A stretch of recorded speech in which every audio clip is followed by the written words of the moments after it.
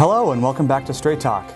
The Trump administration has finally decided to take a small step in defeating globalism by leaving the United Nations Educational, Scientific, and Cultural Organization, otherwise known as UNESCO. In a statement, the U.S. State Department said the reason for the decision includes U.S. concerns with mounting arrears at UNESCO, the need for fundamental reform in the organization, and continuing anti-Israel bias at UNESCO. The New American Magazine reported that even before the Trump administration announced an exit from UNESCO, relations were already strained, thanks to 1990s federal laws banning U.S. funding of international organizations that admit the State of Palestine as a member. However, during the Obama administration, UNESCO was touted as a global partner in globalizing education. Even though the U.S. government was forced to cut off most of its financial support of UNESCO from 2011 on, Obama was able to find creative ways to send U.S. tax money.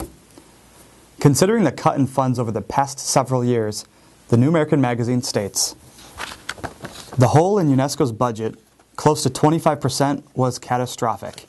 UNESCO claims U.S. taxpayers owe it about $500 million at this point."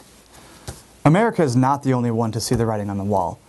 Other major donor governments have realized that UNESCO has been facing a financial crisis due to their corruption and tyranny, so they have also withheld their funding.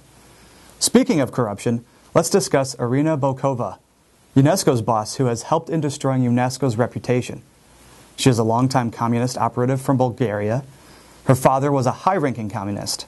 She joined the Bulgarian Communist Party as a youth, later served in senior posts of the communist regime, and worked her way up the line from there. She has become infamous worldwide for lawlessness and corruption. Bokova's corruption is so extreme and so well known that her own staffers have been begging for external audits and investigations. As the New American reported, a large number of UNESCO staffers sent a letter to UN Secretary General Antonio Guterres, a fellow socialist linked to Bokova's communist network, through his leadership of the Socialist International, pleading for help. Bokova's term is up later this year. Regardless of UNESCO's outcome, the Trump administration has made a great decision in leaving it. But the fight for sovereignty isn't over until we are rid of the bigger monster better known as the United Nations. It's time our government focuses on the big picture and realizes that the United Nations is the main vehicle for establishing, step by step, a socialistic global government controlled by the global power elites. It's time for Congress to act. Let's get out of the United Nations by supporting the American Sovereignty Restoration Act, H.R. 193.